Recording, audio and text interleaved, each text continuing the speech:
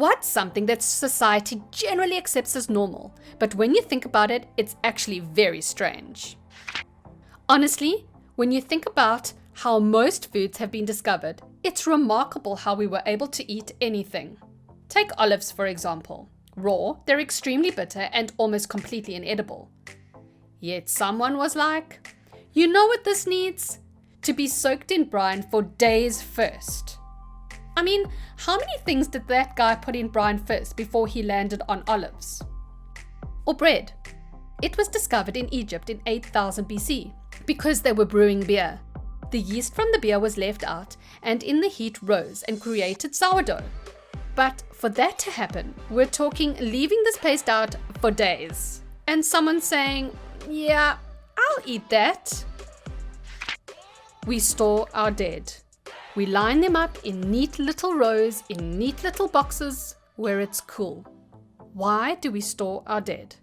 I know in some traditional Catholic or Christian traditions, your body needs to be whole, i.e. not cremated, for the second coming when the dead will be raised again and something. Hence, storing the dead in boxes. Beach attire. Everyone at the beach is essentially hanging out in their underwear. Some wearing less publicly than what they'd normally wear hidden away under clothes for the sake of decency. As long as there's sand and water, it's totally cool to walk around in brightly colored undies. Further, people should not see you in your undies. Look away when a girl is in her underwear. But bikini, walk around freely, all good. Most nursery rhymes are really messed up if you take them literally. Like when a bunch of kids did surgery on a sleeping man and filled his stomach with stones and drowned. So many of the children's stories are dark. The Little Mermaid ends up cutting her fin in half to make legs and dies. In The Little Red Riding Hood, the wolf leaves the grandmother's blood and meat for the girl to eat. I'm sure there are loads more, but they are the ones that I can think of right now. Seeing men's nipples is fine. Seeing women's nipples is shocking. If I remember right, I think it's in the 1920s, a lot of men protested to get the right to go bare-chested. Before that, it was just as frowned upon as a bare-chested woman. I might be wrong though. The aesthetic pleasure we get from looking at large bodies of water and huge lumps of rocks and dirt. I disagree with this one. When you're looking at mountains and oceans, visually you're seeing massive amounts of more territory and scenery in a single glance than you would see looking at a storefront or a garden, or looking down the street. It's an optical overload. When parents make their kids kiss people. It's definitely a respect culture thing. When I was a teenager, my brother and I refused to kiss my mean Uncle Hello one time, and he banned us from coming to his house for an entire year. Having a 200-gram rectangle in your pocket that can access every bit of knowledge from the entirety of human history. Every bit of knowledge from the entirety of human history? I agree with the sentiment, but this trope isn't accurate and it annoys me. There's a lot of good information on the internet, but the stuff accessible to everyone is generally pretty shallow. There is so much more knowledge that's either trapped behind paywalls, proprietary data on companies' VPNs, or straight up not on the internet at all. Most of our comfortable clothing is not socially acceptable to wear out on a daily basis. Literally, the only thing that is keeping us, as a group, from pajama-level comfort at work and school daily is groupthink, that it signals laziness and lack of self-respect.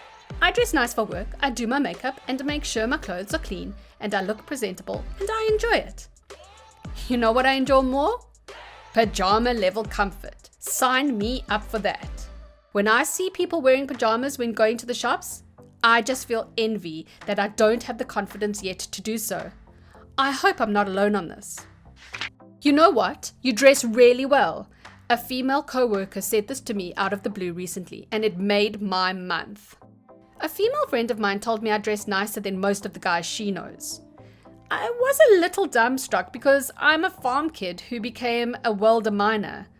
I did buy new shoes that day though, and happened to be wearing one of the few non-t-shirts that still fit okay, as I've gained weight.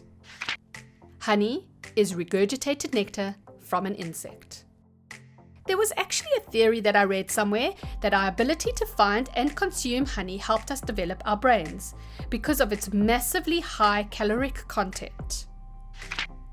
Spending hundreds or even thousands of dollars on a wedding dress that will only be worn once, while the groom rents a tuxedo and returns it after the wedding. Why the difference? The difference is women want style and fashion.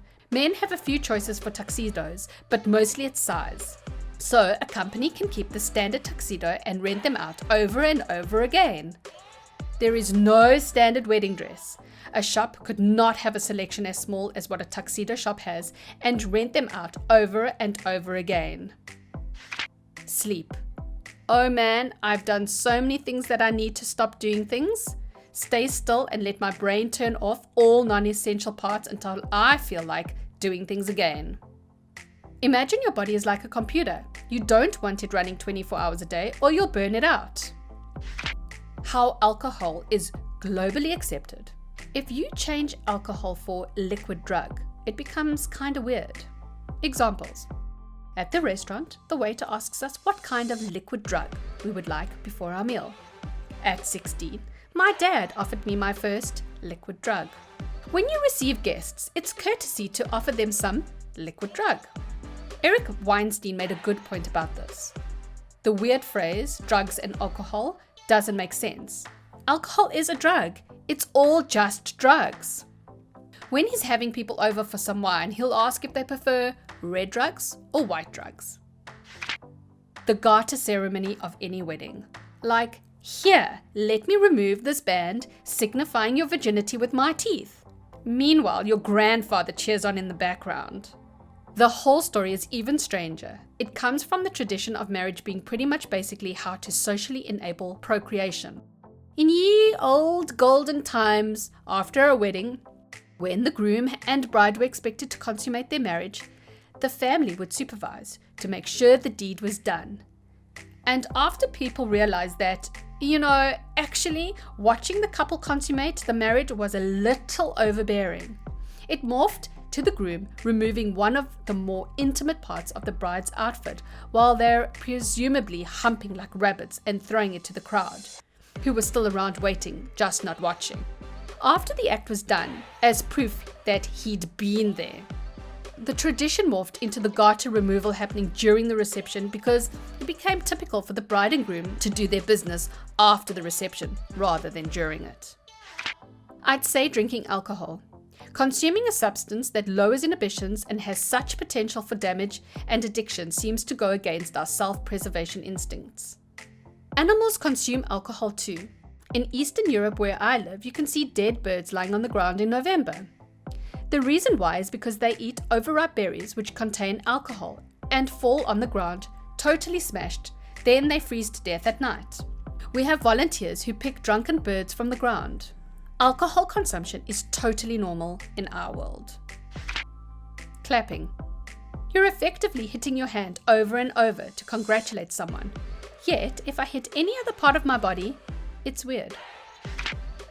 Up until now, I was alone, but buffets like Golden Coral, the amount of bacteria and germs exchanged in these places have always appalled me. But I think a few more people care now. Isn't that a flaw of practice, not necessarily conceptual? I know you can find stories and videos about poor health practices in buffets. However, the idea of using a third-party utensil, giant spoon, to gather an all-you-can-eat smorgasbord is a great idea as long as no one coughs in their hands or gets germs on the hand they use to pick up the spoon. Even then, you could start providing hand sanitizer near the lines or at the table. The only error I see in buffets is individual error or company health malpractice, not in the concept of a buffet itself. Drinking milk from other animals. Eating the fermented form of that milk, yogurt. Eating that when it goes off, cheese. Eating that when it's covered in mold, blue cheese.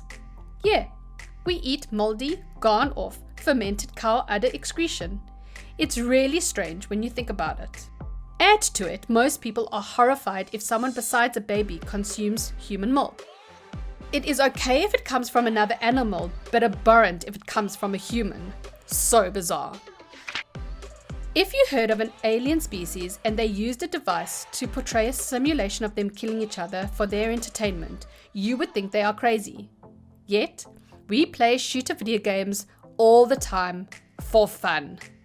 Maybe, but the fun in shooter games doesn't come from the fact that we're killing people. Shooter games with non-human models are just as fun as those that use human models. It's about the competition and skill, not the appearance of a human for us to kill. What would be weird is games that are solely based around the action of killing a human being. Like the whole premise of the game and its main focus was glorifying the act of taking a human life. Not like a stealth game or something like that, but a game that was just the act of killing with no other appeal.